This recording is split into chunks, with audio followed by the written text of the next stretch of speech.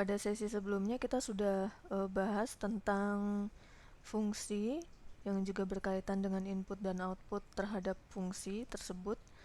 Dan di sesi ini yang ingin kita bahas adalah domain dan range, di mana domain ini merupakan daerah asal atau bisa kita sederhanakan sebagai sekumpulan nilai input.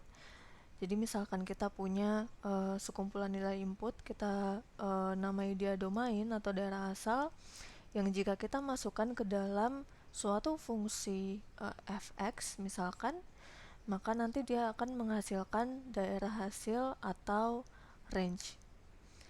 Misalkan di sini kita punya beberapa nilai dalam daerah asal, yaitu 1, 2, dan min 2.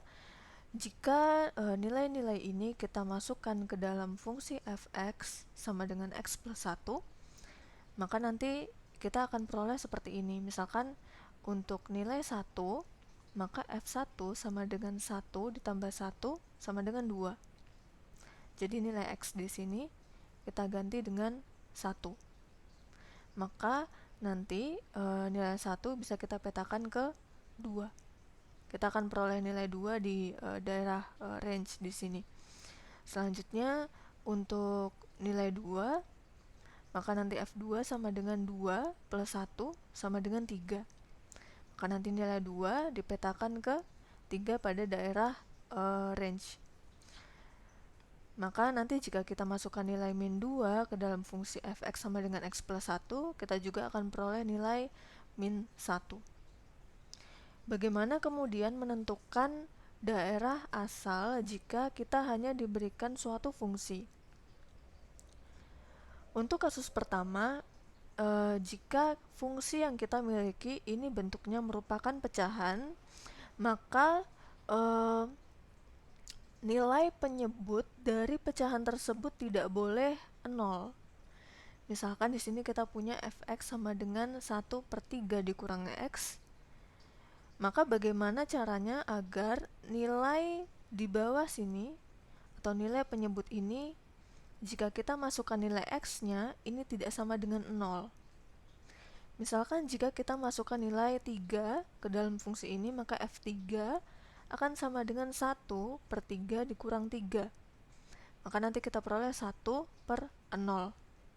Maka x tidak boleh sama dengan 3. Kenapa? Karena jika kita memasukkan nilai 3 ke dalam fungsi ini, maka nanti penyebut untuk fungsi ini menjadi 0. Sehingga daerah asalnya bisa kita tuliskan adalah x, di mana x tidak sama dengan 3. Artinya nilai x ini boleh berupa nilai apapun kecuali 3. Sehingga kita tuliskan x, di mana x tidak sama dengan 3. Untuk kasus kedua adalah jika kita memiliki fungsi dalam bentuk akar kuadrat misalkan. Di sini kita punya fungsi t sama dengan akar 16 dikurang t kuadrat. Salah satu syarat untuk mencari daerah asal dari fungsi semacam ini adalah nilai di dalam akar ini tidak boleh sama dengan 0.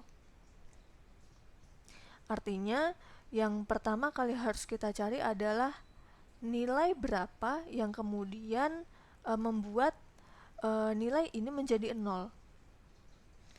Untuk mencari t yang membuat fungsi ini menjadi 0, maka kita bisa tuliskan seperti ini. 16 dikurang t kuadrat sama dengan 0. Maka nanti kita akan peroleh 16 ini sama dengan t kuadrat. Karena t kuadratnya bisa kita pindahkan ke ruas sebelah kanan. Jika kita akarkan t kuadrat ini, maka nanti kita akan peroleh t-nya sama dengan 4 dan t sama dengan min 4.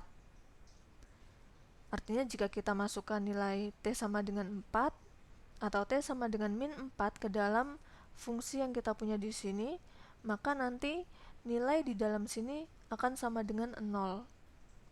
Jadi t sama dengan 4 dan t sama dengan min 4 adalah nilai t yang membuat fungsi kita akan bernilai 0.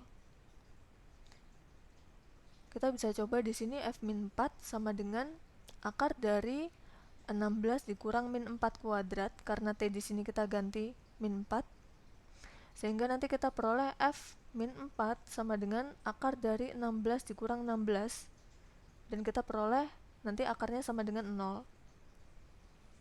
Maka nilai T yang ada di sini ini tidak bisa kita masukkan ke dalam daerah asal.